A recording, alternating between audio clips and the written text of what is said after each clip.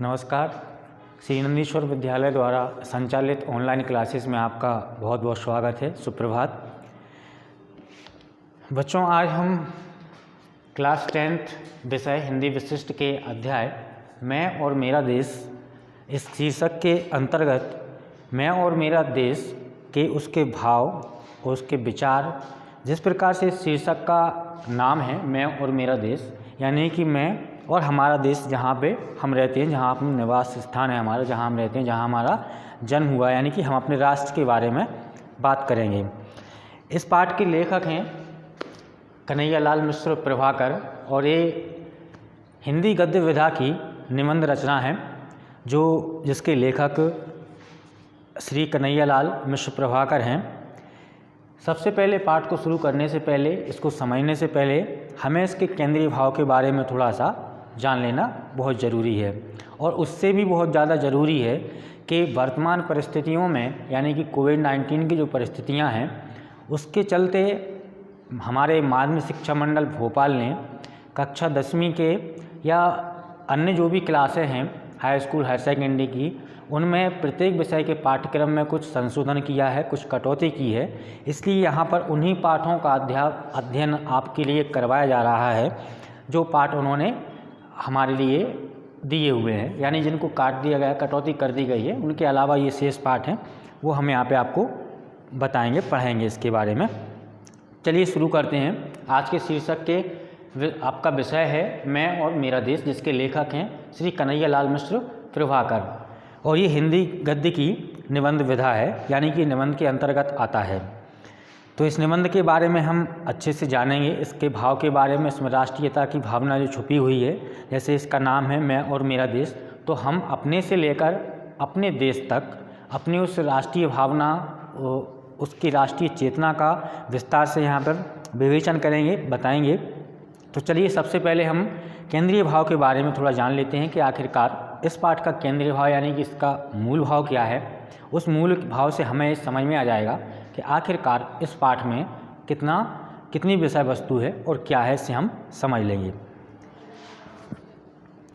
प्रस्तुत निबंध में निबंधकार ने व्यक्ति के जीवन विकास में घर नगर समाज की भूमिका का उल्लेख करते हुए देश के प्रति अपने कर्तव्यबोध को जागृत करने के सार्थक सूत्र प्रदान किए हैं। देश की स्वतंत्रता को मूल्यवान माना है। व्यक्ति और देश के अंतर संबंधों को व्याख्यायित करते हुए निबंधकार ने देश के गौरव और सम्मान की प्रतिष्ठा का विवेचन किया है। तो चलिए इतनी बातों से हमें ये समझ में तो आ गया होगा कि हम किस बारे में चर्चा करने वाले हैं और हमारे इस चर्चा का, इस पाठ के इस अध्ययन का विषय क्या रहने वाला है। तो इसके मूल भाव के अंतर्गत जिस प्रकार लेखक ने जो बताया है, जो कहा है, उनके अनुसार इस निबंध में हम, यानी कि मैं, आप अपने आप से शुरू करें तो मैं हूँ, आप हैं और हमारा जो देश है जहाँ पे हम रहते हैं। बच्चों, सब जानते हैं कि देश की भावना जिसके मन में जितनी ज़्यादा होती है, उसके लिए हम उससे उतने ही अपने देश के प्रति, अपने राष्ट्र के प्रति, अपनी राष्ट्रीय चेतना के प्रति हम जितने जागृत होते हैं, उतना ही उसके लिए हम कर पाते हैं। और हर एक नागरिक का उस देश के जहाँ पे वो रहता है, उस नागरिक का सबका कर्तव्य ये है कि अपने राष्ट्र के हित में, राष्ट्र के विकास में, उसके संवर्धन में हम कितना योगदान दे पाते हैं और कितना हम कर पाते हैं। और दूसरा पक्ष इसका ये भी है कि हम अपने देश से कितने जुड़े हुए हैं। तो इस पर ही हम चर्चा करेंगे। और इसमें ये भी बताया गया है कि भाई हमारे जो देश के नागरिक हैं, हम जिस देश के नागरिक हैं, उस देश के प्रति हमारा कर्तव्यबोध क्या है। तो उसी बात को लेकर उसके यहाँ पे कुछ सूत्र, यानी कुछ टिप्स ये कह सकते हैं, जिनके लिए उस सार्थक बातें यहाँ पे बताई गई हैं। तो यहाँ पे ये भी है कि देश और उस देश में रहने वाले उस नागरिक से उसको जोड़कर, यानी उसके जो अंतर संबंध हैं, एक दूसरे के प्रति जो उनके संबंध जिसे कह सकते हैं हम, वो हैं, तो उनके बारे में यहाँ पे हम चर्चा करेंगे। आगे क्या बताया है, तो उन्होंने अनेक उदाहरणों के माध्यम से इस तथ्य को प्रतिपादित किया है कि व्यक्ति जिस प्रकार अपने सम्मान, अपने लोगों के प्रति चिंतित रहता है, वैसे ही चिंता उसे अपने देश के प्रति भी रखना है। तो व्यक्ति के आचरण से ही देश का गौरव और सम्मान का निर्धारण किया जाता है। व्यक्ति का चिंतन देशपरक होगा तो देश की प्रतिष्ठा भी बढ़ेगी। जाहिर सी बात है बच्चों कि हम अगर अपने देश के प्रति अपनी कर्तव्य भावना को बहुत ही प्रबल करते हैं, अपने मन में कर्तव्य भावना को रखते हैं देश के प्रति, तो हमारा जो देश का सम्मान है या देश की जो प्रतिष्ठा है उसके बारे में हम जब विचार करते हैं तो उसे बहुत ऊपर ले जा सकते हैं। तो यहाँ पे इन्होंने एक बात को बताया था उदाहरण के माध्यम से कि जिस प्रकार मैं अपने घर के बारे में, अपने परिवार के बारे में सोचता हूँ, अपने बारे में सोचता हूँ, और तो उसी प्रकार से ज़्यादा जितनी भी चिंता मुझे होती है वैसे ही हमें अपने देश के प्रति भी अपनी इस चिंता को जाहिर करना चाहिए। और सिर्फ जाहिर ही नहीं करना है, हमारे लिए उसके प्रति जो हमारे कर्तव्य हैं वो करना है।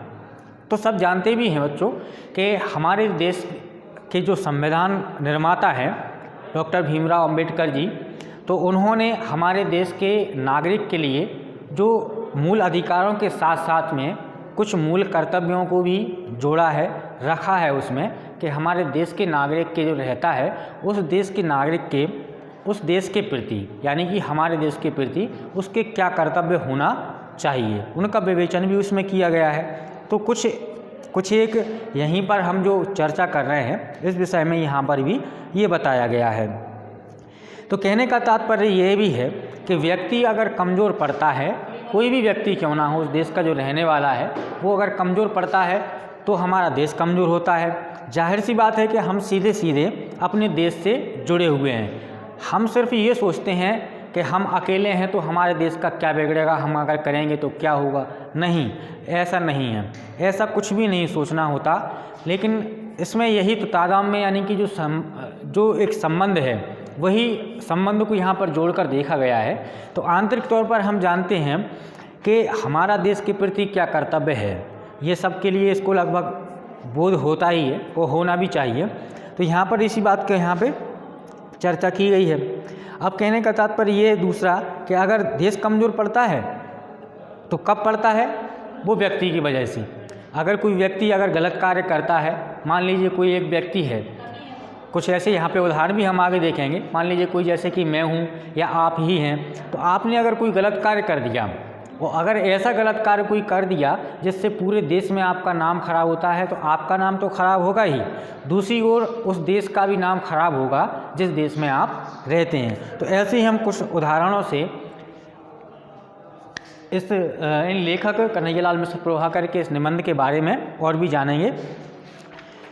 तो चलिए शुरू करते हैं, जहाँ से हमारा पाठ है वहाँ शुरुआत से। तो लेखक बताते हैं कि जैसे मैं अपने घर में जन्मा था, पला था, अपने पड़ोस में खेलकर पड़ोसियों की ममता दुलार पा बड़ा हुआ था, अपने नगर में घूम फिरकर वहाँ के विशाल संपर्क को पाकर और वहाँ से संचित ज्ञान का भंडार उपयोग करके उसे अपनी सेवाओं का दान दे, उसकी सेवाओं का सहारा पाकर इस तरह एक मनुष्य से भरा पूरा नगर बनकर मैं खड़ा हुआ था। मैं अपने नगर के लोगों का सम्मान करता था और वे भी मेरा सम्मान करते थे। तो इस तरह से ये पहले उद्धरण में, यानी कि इस पहले पैराग्राफ में इसमें ये बताया गया है, ये कहने का प्रयास किया गया है कि मेरा जन्म कहाँ हुआ, मेरे देश में हुआ। और देश से अगर बात करें तो राज्य आ जाता है, फिर अगर छोटी और इकाई की बात करें तो फिर नगर आ जाता है, जिला आ जाता है, नगर आ जाता है और गांव तक हम पहुंच जाते हैं। और फिर गांव के अलावा घर परिवार तक पहुंच जाते हैं, समाज तक पहुंच जाते हैं। तो इसी तरह से अगर देखा जाए तो व्यक्ति के जीवन के साथ ही जहाँ जिस स्थान पर, जिस परिवार में, जिस घर में और जहाँ पे वो उसका जन्म हुआ है उसके साथ ही साथ वो सीधा सा वहाँ से उसकी कड़ी से कड़ी जुड़ती चली जाती हैं। तो सीधा सा संबंध हो गया इसका कि मैं और मेरा देश जुड़ा हुआ है एक दूसरे से। तो यहाँ पर लेखक ने वही कहने का प्रयास किया है और आपको समझाने का प्रयास किया है कि मैं भी अपने पड़ोस में खेल खाकर इस तरह से पालन पोषण कहाँ होता है, परिवार में होता है। जाहिर सी बात सब जानते ही हैं। वो शिक्षा कहाँ प्राप्त करता है, उसी समाज में रहकर, उसी सोसाइटी में रहकर प्राप्त करता है। तो कहने का मतलब क्या हुआ कि वो जहाँ पर रहता है तो वहाँ पे उसके लिए जो उसके मन में जो संचित उसका ज्ञान का जो भंडार है, ज्ञान उससे कहाँ से प्राप्त हुआ, वहीं से हुआ, समाज से हुआ। यानी कि समाज से हुआ तो फिर देश से भी हुआ। तो उसका कर्तव्य क्या, पहले क्या हो गया, मान लीजिए परिवार हो गया, क्योंकि परिवार ने उसका पालन पोषण किया है, वहाँ उसका जन्म हुआ है। और दूसरा फिर समाज के प्रति हो गया, क्योंकि समाज में वो रहता है, सम्मान प्राप्त करता है, वहाँ पे उसकी जो गतिविधियाँ हैं वहीं से शुरुआत होती हैं, समाज से ही वो पूरे देश में और प्रदेश में यानी कि अंतर्राष्ट्रीय स्तर पर भी पहचान बनाता चला जाता है। तो उसी प्रकार से यहाँ पर भी उन्होंने कहा है कि मैं अपने आप में भरा पूरा यानी कि अपने आप में एक ज्ञान पाकर जितना मुझे ज्ञान प्राप्त करना था यानी कि अपने आप में एक वयस्क व्यक्ति हो गया था, और यानी कि इन कर्तव्यों के प्रति इतना जैसे मैच्योर जिसे हम कह सकते हैं परिपक्व अवस्था में आ गया था। वो किस कारण से? अपने परिवार, अपने समाज के और अपने इस देश की प्रत्येक मतलब स्थिति से या स्थान से ये कह सकते हैं। तो अब वो आ जाता है।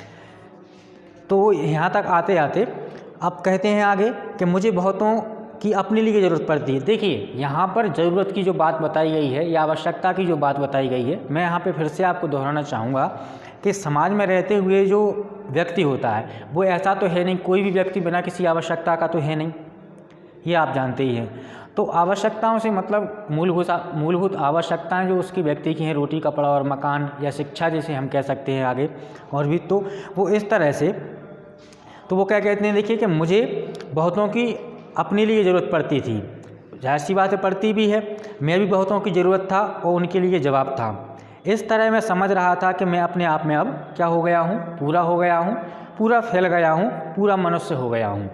तो कहने का उनका तात्पर्य यही हुआ कि वो अपने आप में ये कह रहे हैं, उनके अपने आपस के विचार हैं, वो विचार कर रहे हैं कि मैं भैया अगर जैसे कि आप भी हैं या फिर मैं हूँ, तो मैं अपने आप में इस तरह के विचार करता रहूँ कि नहीं, अगर विचार करूँ कि मैं अपने देश के बारे में क्या कर रहा हूँ, क्या मुझे घर परिवार के बारे में सोचना है, सब लोग अपने दाम्पत्य जीवन के बारे में सोचते हैं, नौकरी पेशा व्यापार के बारे में सोचते हैं। तो ये इस तरह का पूरा विचार विमर्श मन में ही मतलब चलता रहता है। तो इसके बाद क्या है, तो उनके कह रहे हैं वो कि एक दिन आनंद की इसी दीवार में, यानी कि जब वो लेखक सोच रहा था, क्या सोच रहा था कि मैं अपने आप में ये समझ रहा हूँ कि हाँ मैं भरा पूरा एक व्यक्तित्व से खड़ा हो गया और इस काबिल हो गया कि अब मैं देश के प्रति या परिवार के प्रति या अपने प्रति कुछ कर सकूँ, वो अपने आप में परिपक्व अवस्था में आ जाता है। तो इस आनंदित अवस्था में होते हुए वो कहता है कि मैं अपने आप में पूरा एक मनुष्य हो गया हूँ, उसे अपने आप से संतुष्टि है भी। तो एक दिन क्या होता है, इसी दिन आनंद की एक दीवार में दरार पड़ जाती है। दरार सब जानते ही हैं, कहीं ना कहीं उसके विचार में कोई इस तरह के आनंद में या उसके सुख में वो खलल पड़ जाता है। जब वो यह सोचता है कि मैं अपने देश का एक नागरिक हूँ और मैं अपने देश के लिए क्या कर रहा हूँ, वो अपने विचार करता रहता है, तभी उसके विचार को वो टूट जाता है या वो खलल पड़ जाता है इसमें।